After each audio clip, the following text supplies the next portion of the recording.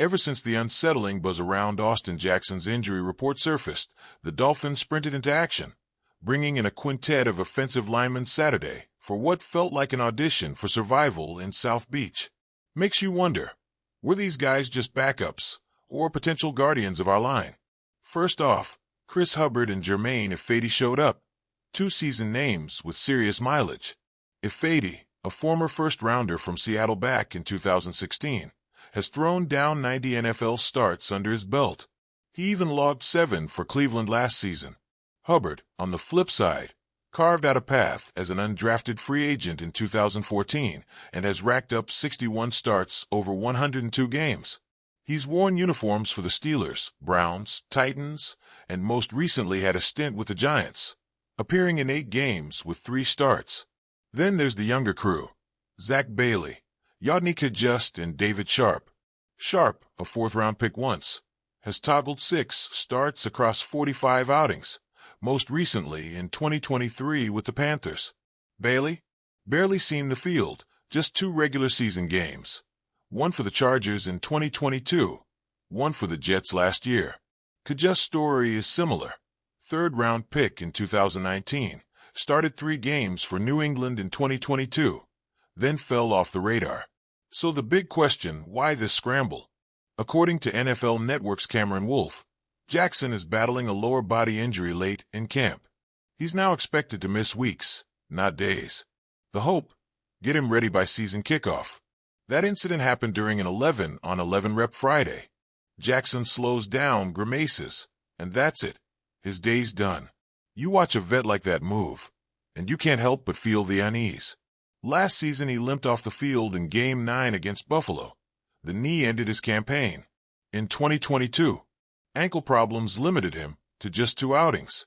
So now, 2025 training camp opens, and he sits out practice. Not a good look. And it's not just Jackson missing time. Center Aaron Brewer, the other linchpin returning from last year's line, got in reps for the first time in camp only that same day.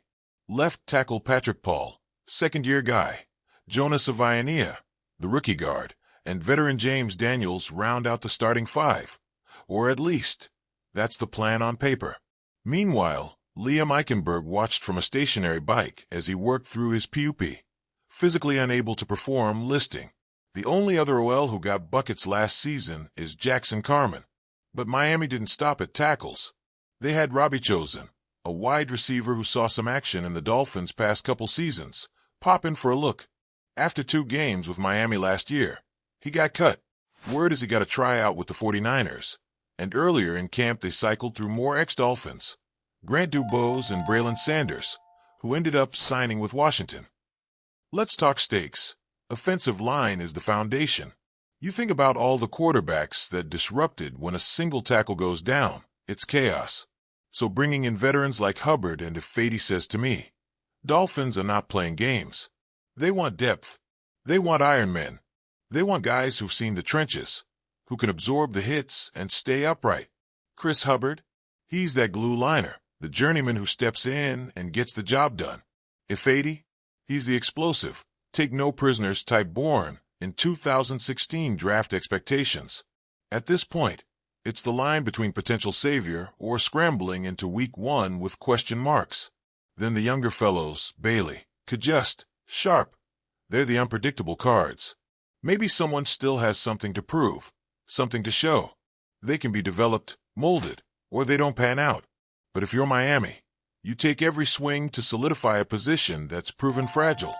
Now consider this scenario. Jackson's injury drags past the projected weeks. Suddenly, Daniels, Paul, Savaiania, Brewer, folks new to the combo, become textbook experiment. The margin for error is 0.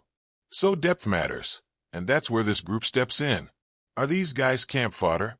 Maybe. Are they lifelines if injury strikes? Absolutely. The vibe around the facility? It's urgent, proactive, no time to wait. You're feeling the tension in practice reports.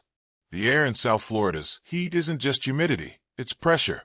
And Robbie Chosen's tryout? That's a wild card move.